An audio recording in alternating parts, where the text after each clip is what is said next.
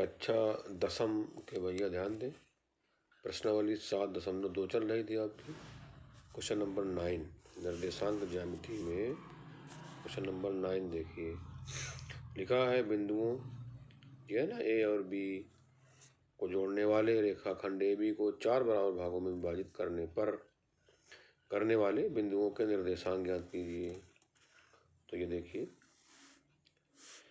ए बनाया बिंदु, एक ये बी बनाया है ना। ए के निर्देशांक प्रश्न में दिया है -2, है ना। बी के दिया है 2, 8, ठीक।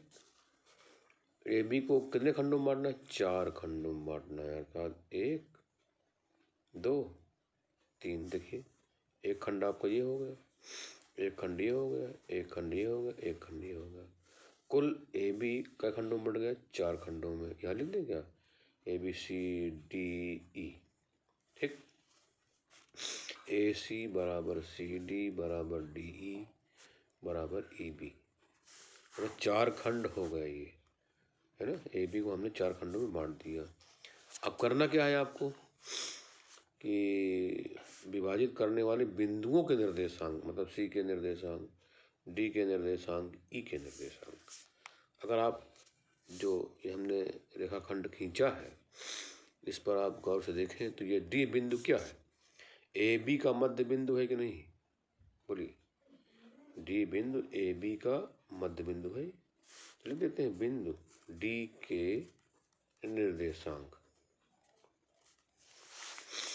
अब जब डी ए और बी का मध्य बिंदु है तो मध्य बिंदु का निर्देशांक पढ़ा नहीं आपने? x1 + x2/2 कामा y1 + y2/2। बोलिए, ठीक है। तो हम कर देते हैं सीधे -2 + 2/2, है ना। x1 + x2/2, x1 + x2/2 कामा y1 + y2, मतलब 2 धन 8/2, y1 + y2/2। अब आप जान रहे हो कि ये ऋण है, ये धन है। ऋण 2 धन 2 क्या आएगा? 0। अब 0 में 2 से डिवाइड करेंगे आप, 0 में 0 में 2 का भाग दोगे तो 0 तो आएगा। और ये 8 2 10 हो जाएगा, 10 में 2 का भाग क्या आ जाएगा? 5। तो कुल मिलाकर बिंदु डी के निर्देशांक क्या आ गए? 0, 5। बोले ठीक, बिंदु डी के निर्देशांक आ गए। अब आपसे कहा जाए कि सी के निकालो, तो सी के निर्देशांक क्या होंगे? भैया सी जो है ए और डी के मध्य में है, लिख दीजिए सी के निर्देशांक। बिल्कुल यही अभी जो किया आपने, यही काम फिर करना। -2 + 0, -2 + 0/2 और 2 + 5, है ना। 2 + 5/2, है ना। वही x1 + x2/2, y1 + y2/2, वही लगा दीजिए आप। जोड़ेंगे आप तो -2 आ जाएगा, -2 में 2 का भाग 2 से डिवाइड करेंगे तो -1 आ जाएगा। 5 2 7 और 7/2, ये लीजिए, ठीक है। तो ये आ गए सी के निर्देशांक। यहाँ लिख दीजिए ऋण 1, 7/2। अब क्या है? ई के निर्देशांक, ई के निर्देशांक। ई आप जान रहे हो कि डी और बी के बीच में, तो इसका भी 0 धन 2/2 कामा 5 धन 8/2। तो जोड़ोगे तो 2 आ जाएगा, 2 में 2 का भाग 1, 8 5 13, 13 में 2 का भाग 13/2। तो कुल मिलाकर के आपने देखा सी, है ना, डी सी ई, मतलब ए बी को आपने 4 भागों में बांटना। ए और बी को आपने 4 भागों में बांट दिया, समान भागों में, बराबर भागों में, जिसमें बिंदु क्या मिले? C D E. तो सी डी ई के निर्देशांक आपने निकाल दिया। इस प्रकार इस प्रश्न का उत्तर पूरा हो गया। अब आप देखिए क्वेश्चन नंबर 10 लिखा है एक समचतुर्भुज का क्षेत्रफल निकालो। क्या निकालना है? क्षेत्रफल किसका? समचतुर्भुज का। शीर्ष दिए हैं, है ना, 4 बिंदु हैं सर। समचतुर्भुज में 4 शीर्ष तो होंगे, क्रम से दिया गया है, ए बी सी डी ऐसे मान लेते हैं, ठीक है। तो 4 शीर्ष बना लेते हैं समचतुर्भुज। देखिए 10वां सवाल। 10वां सवाल में हम क्या बनाने जा रहे हैं? समचतुर्भुज। ये आपको अच्छी प्रकार जानते हैं कि समचतुर्भुज में 4 भुजाएं होंगी, चारों भुजाएं बराबर होंगी, है तब समचतुर्भुज होगा।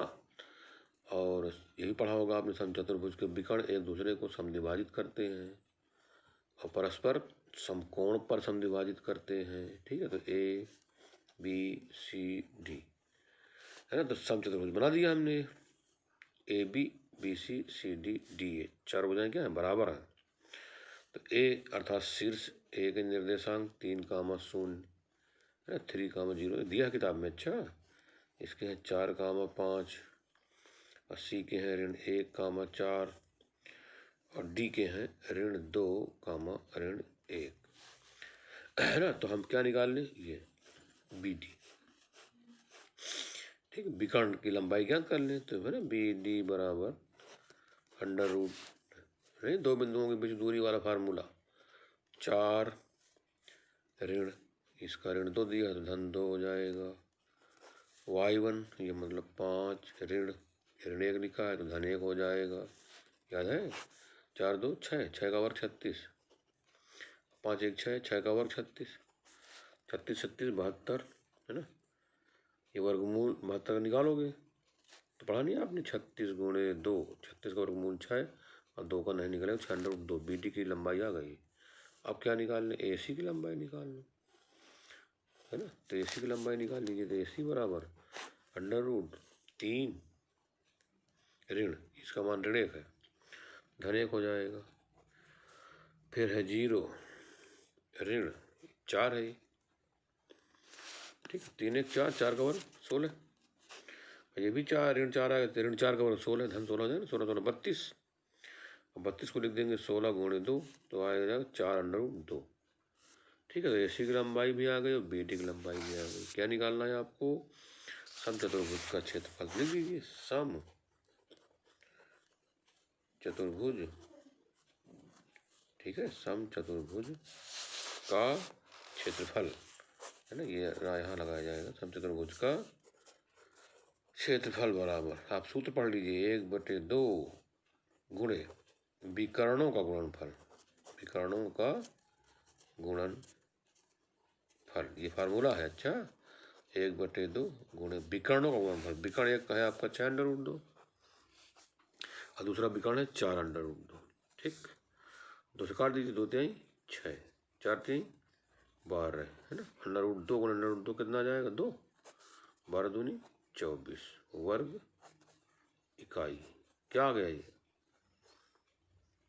समचतुर्भुज का क्षेत्रफल 24 वर्ग इकाई, यही आपके प्रश्न का उत्तर हो गया। इस प्रकार ये प्रश्नावली समाप्त।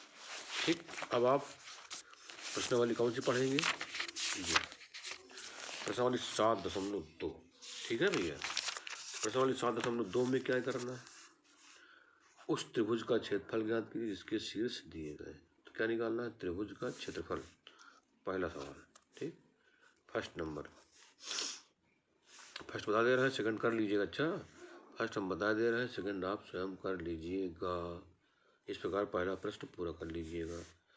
तो क्या निकालना है, त्रिभुज का क्षेत्रफल, तो लिख दीजिए त्रिभुज का क्षेत्रफल बराबर, ये फार्मूला लिख दे रहे हैं। अच्छा, 1/2 x1, ठीक, प्लस x2 प्लस x3।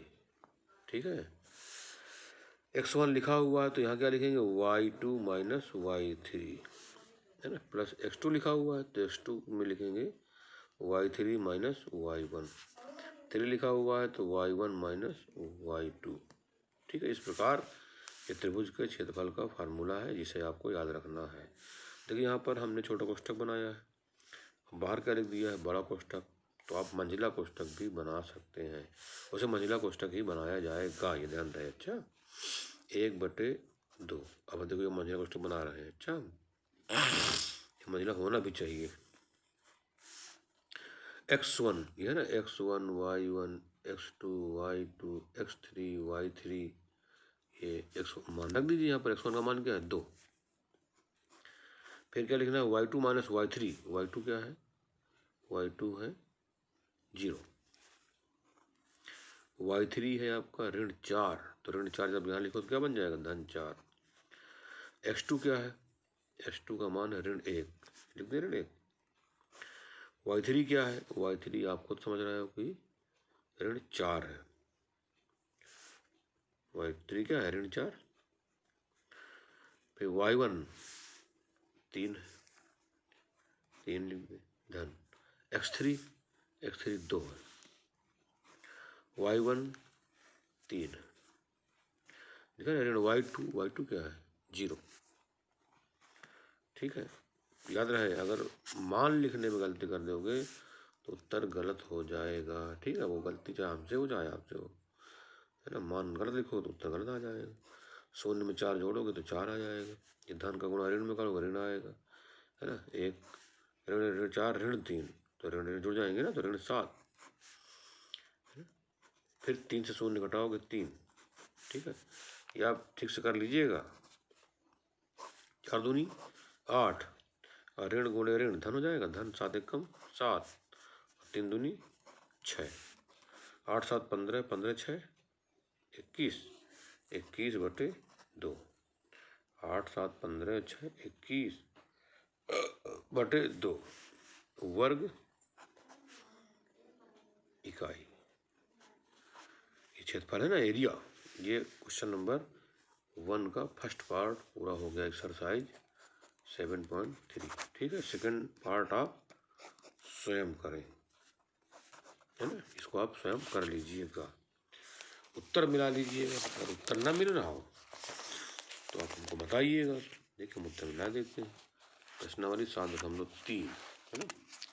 प्रश्नावली 7.3 में जब आप देखोगे ये 3 फर्स्ट का रहा है ना, 21 बटे 2 वर्ग मात्रक। मात्रक को आप इकाई भी लिख सकते हैं, वर्ग इकाई लिखिए चाहे वर्ग मात्रक लिखिए, है ना। यूनिट माने होता है ना मात्रक।